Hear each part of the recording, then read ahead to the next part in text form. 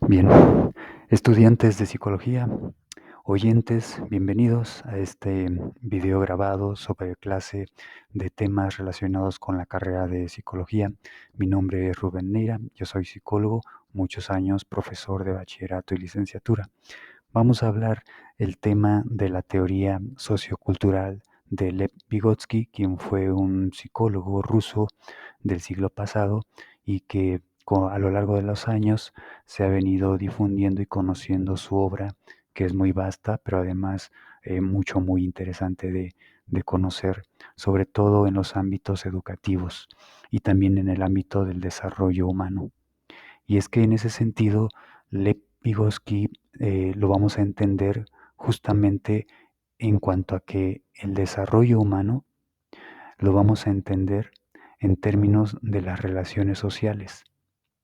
Y en ese sentido, mediante las herramientas del pensamiento, es decir, que nosotros adquirimos un conocimiento, llegamos a un cierto desarrollo, primero recibiendo esas herramientas del pensamiento dentro de nuestro contexto social, que nos los van a ir dando o enseñando nuestros cuidadores, nuestros padres, los profesores principalmente. Y por ello es que podemos mencionar cuestiones que son claves o elementales para entender el pensamiento y la importancia de Vygotsky y la teoría sociocultural. La conciencia es un objeto de estudio central, porque justamente es lo que nosotros vamos a ir madurando, vamos a ir desarrollando conforme vayamos internalizando ese conocimiento que necesitamos procesar con el tiempo. La cultura también va a ser algo determinante.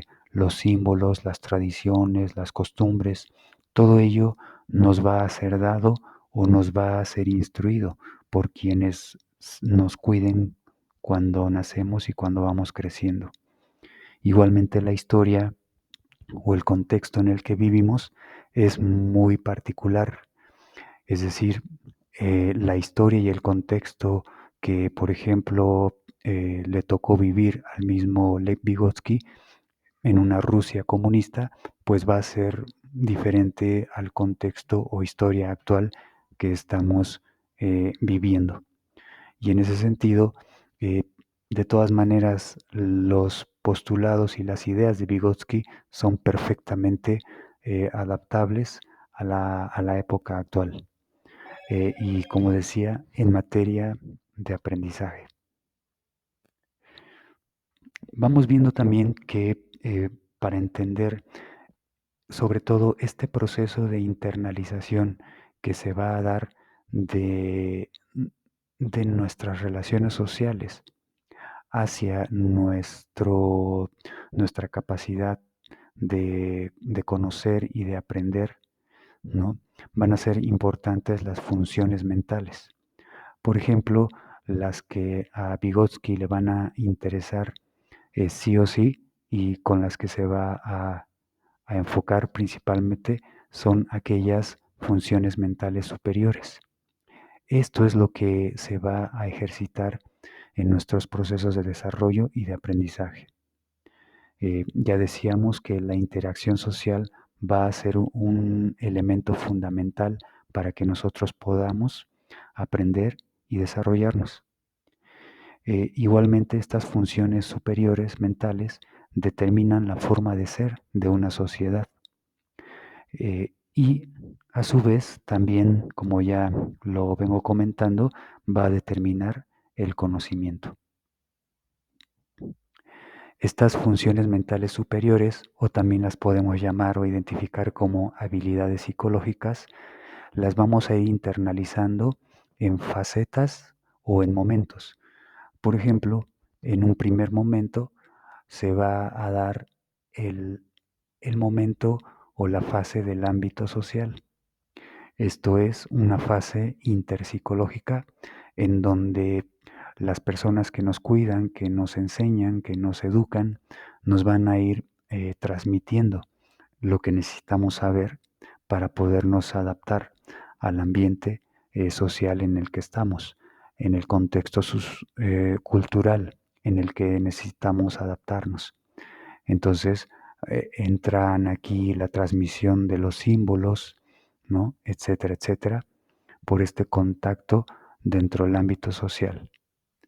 En un segundo momento se va a ir dando justamente esta internalización, es decir, el ámbito individual o también en esta etapa intrapsicológica en donde nosotros podemos empezar a pensar y empezar a reflexionar eso que nos han estado transmitiendo las personas con las que nos relacionamos. Y de esa manera nosotros le vamos a ir dando una intencionalidad a lo que me han transmitido, a lo que yo estoy internalizando, cómo me he de comportar, qué es lo aceptable, qué es lo esperado de mí, etcétera, etcétera. Es lo que voy a ir comprendiendo en este segundo momento.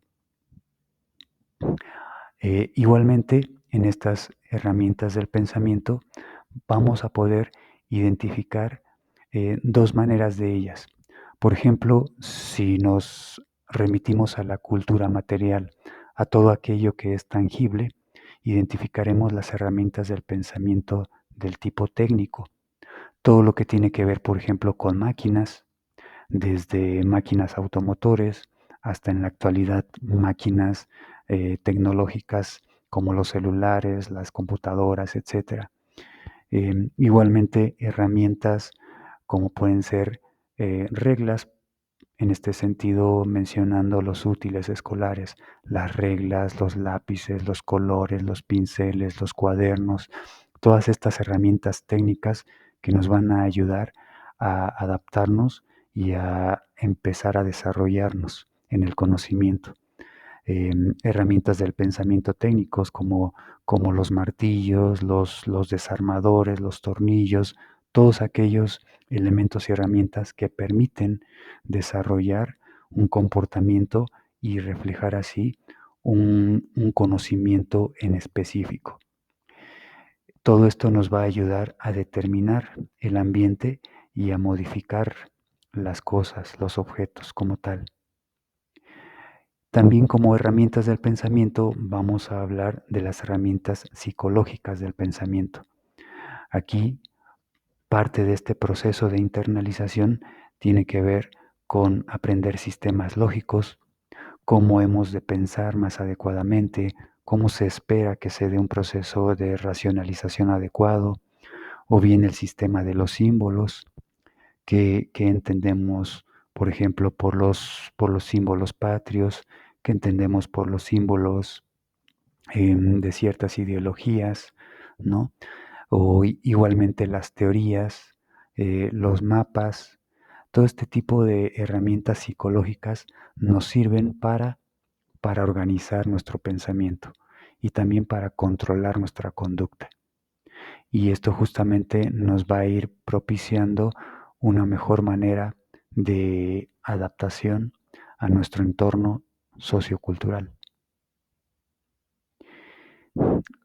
Una de estas herramientas más importantes para el ser humano son efectivamente el desarrollo del lenguaje, que es algo que podríamos decir que nos diferencia de otras especies. En este desarrollo del lenguaje, Vygotsky identificaría una etapa social que es aquella en la que el pensamiento y lenguaje son independientes. Es decir, nosotros nacemos insertos en una cultura, en una sociedad, como ya mencioné, pero no traemos el pensamiento. Cuando nacemos, no tenemos el desarrollo del lenguaje como tal. Entonces, esto nos lo tiene que enseñar aquellas personas que se relacionan con nosotros. En este mismo desarrollo del lenguaje vamos a tener una segunda etapa, que es una etapa egocéntrica en la que el habla se utiliza para regular la propia conducta y también utilizamos autoverbalizaciones. Es muy posible que alguna vez hayamos escuchado a un niño o una niña que mientras está haciendo algo, no sé, acomodando juguetes o levantando cosas, lo está diciendo en voz alta. como si lo estuviera narrando para sí mismo o sí misma, pero en voz alta, o bien autoverbalizando cosas, ¿no? Tengo que hacer aquello, o voy a jugar a esto otro, etcétera, etcétera. Y hay una tercera etapa en este desarrollo del lenguaje en la cual se va a dirigir su pensamiento y la conducta y a reflexionar sobre soluciones. En esta tercera etapa, el lenguaje, el niño lo empieza a utilizar justamente para a regular y a adaptarse a su entorno sociocultural, ¿no? A, a reparar sobre lo que está bien hacer o decir y lo que no es aceptado que haga o que diga. Y esto de ir internalizando y de, y de concretar esta etapa intrapsicológica es lo que nos va a permitir pues adaptarnos mejor al ambiente. Un concepto que también es muy conocido en la teoría sociocultural de Vygotsky es el de la zona de desarrollo próximo o zona de desarrollo proximal, en donde podemos esquematizar cómo se esperaría el proceso de desarrollo y aprendizaje de un niño.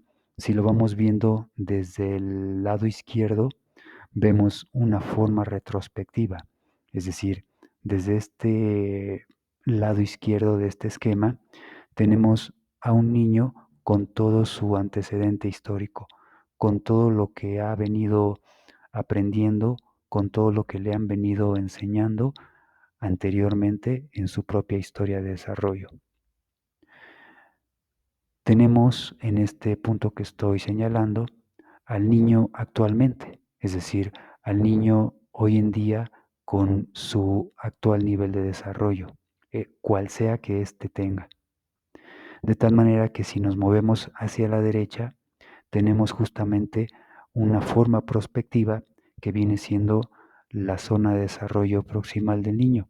Es decir, toda esta zona es el potencial de aprendizaje y de desarrollo que puede tener un niño. Y en la parte extrema derecha tenemos la supervisión, que es algo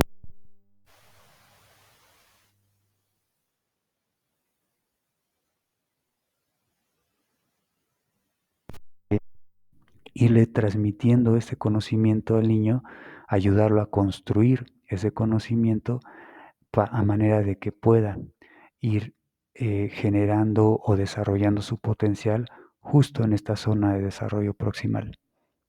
En este punto iríamos entendiendo ya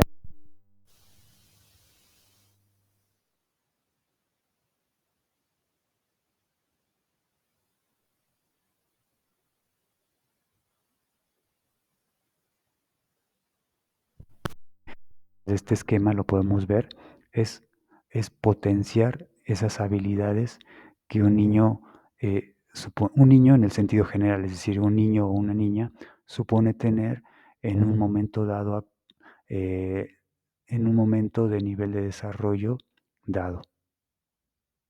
Y bueno, básicamente serían aspectos centrales y concisos sobre la teoría sociocultural de Lev Vygotsky.